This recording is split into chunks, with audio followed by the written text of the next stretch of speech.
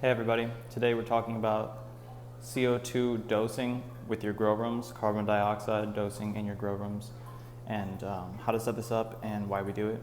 Actually, we've already covered pretty extensively why CO2 is important for the cultivation process through our transpiration and photosynthesis labs. So we understand why we need CO2 in our grow rooms, so now I'm just going to show you how to get it there. We get these tanks, we purchase them from Airgas, and they'll deliver them. They're supposed to deliver them every month. Sometimes it takes a bit longer. We just have to, coordinate. But they come in these tanks and they'll be protected just like these. These are outgoing empty tanks. They'll come with these caps on them so that if they fall over, they don't explode and fly off like a rocket.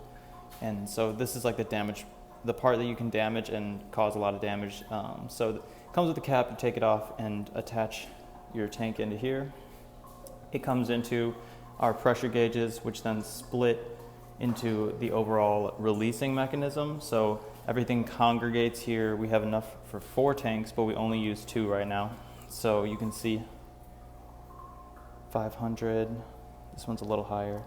So we're using one tank a little more than the other right now, which is fine, but we have a good amount of gas left overall. And so it comes into this splitter here, and this is where this electric box is. That's like an electric, essentially solenoid valve, where if I program the computer to send through a CO2 emission into the room, it will go through this box here and then release, and then this is a kind of like a gauge to show how much is moving through. So I'm going to go ahead and just show you first what it looks like in the room, and then I'll go in and put some release events into the system here. But then also, I'll show you this as well. These copper tubes, copper pipes, that's where the gas exits the system here and then goes out to each individual room. In every room, like this could be the mother room, flower 1, flower 2, and then we have an empty where we could always add another one. So I'll go ahead and show you what the meters look like in the grow room on the before or after, and then we'll send through some CO2 dosing events here. All right, this is our CO2 meter. This is going to be in every single room on site, just so we know where our carbon dioxide is in every space that humans are going to be in. Because if you have a really high amount, like if let's say we left a manual switch on, or there's a system malfunction, it released all of the carbon dioxide at once, and there was just thousands of parts per million CO2 in the air, that could be dangerous for human health. So we have all these meters in here, and they alert us if there's a high presence. And then also, let me just step through these.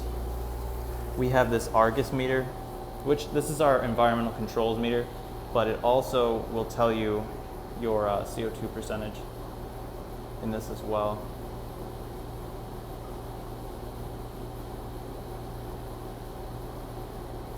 There we go. Carbon dioxide, 467 parts per million. I'm not sure if you can see that. There we go. So you have a meter right in the middle of your canopy space, which is very useful. And then you also have one on all the walls, which will help you determine your current CO2 level. This is actually pretty good. 600 is fine for our rooms, but we are going to bring it up, and I'll show you what that looks like. All right, we're at our Argus controls home screen. Here you can see all of our current room data. We have temperature, humidity, and CO2. And you can see flower 1 has extremely low CO2 because we have flowering plants in there. They're consuming a lot of it. So we want to go ahead and bring that 274 up to around 1,000. And so a few things you can do to kind of monitor your carbon dioxide is to come into here, and you'll have climate statistics, and then you also have in the installation service, which is, you spend a lot of time in the installation service and using your set points, energy balance. Over here we have CO2 dosing. It'll give you a status. Is it off? Yes. 0% coming out. You can click into this and you'll get a whole menu of options for how to override it. Kind of set the timing on here. Like over here you can see a 5-minute on time, off time when it is dosing, so you can adjust all of these settings for your CO2 enrichment and control. Like something I would never do is use a manual dosing event in the actual system. I'm just not a fan of that, because you can too easily leave it on. Like, see here, it'll say CO2 dosing.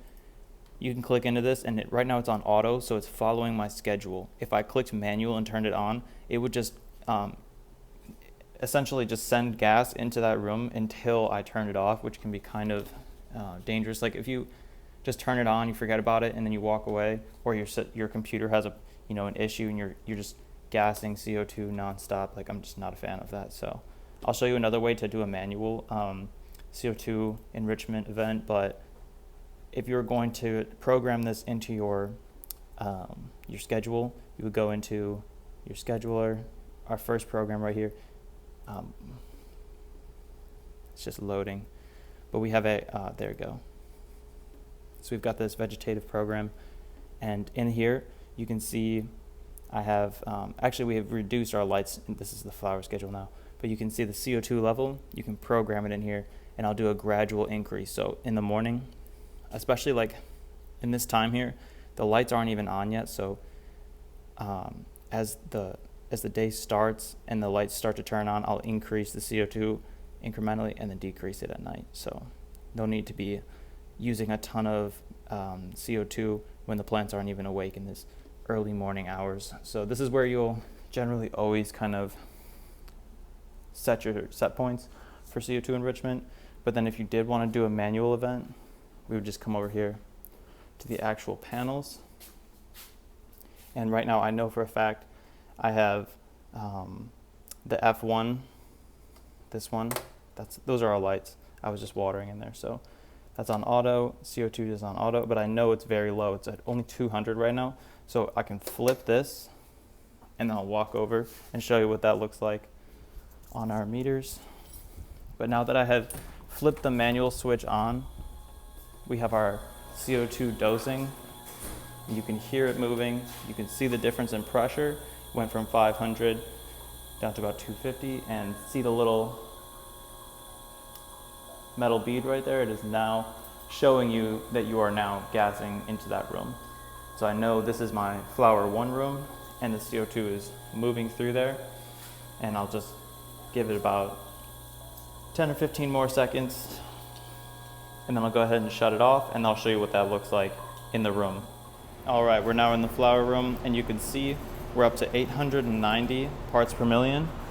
But then if I go ahead over here and check our Argus meter,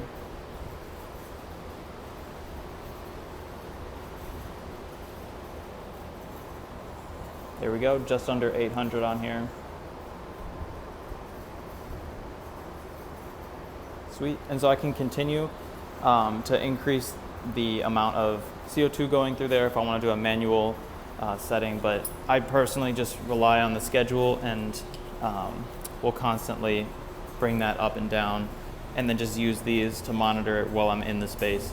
But using the schedule, in my opinion, is definitely the way to go, because then it can just auto enrich it will just enrich the environment automatically, and you don't have to mess with anything. So it's a very nice tool to have, and if you have it, then go ahead and use it. But you definitely don't want to have your parts per million over 1,500 in a space where humans are going to be working for extended periods of time. So if you're over 1,500, just bring it down. There's no need to be using that much gas, especially when humans are present. So yeah, CO2 enrichment. Oh, also, I guess I should mention, if you don't have the air gas, another way to increase CO2 presence is with mushroom bags. So when you cultivate mushrooms, these are edible oysters, and we started with a 5-pound block, and we broke them into a ton of different smaller pieces and are colonizing other substrates. So you can make these mushroom bags, and we'll off-gas CO2 through this filter into the air, and that will gradually bring your CO2 up. So if you had a lot of those, it would have a good difference, but it does take a good amount to fill a room this big.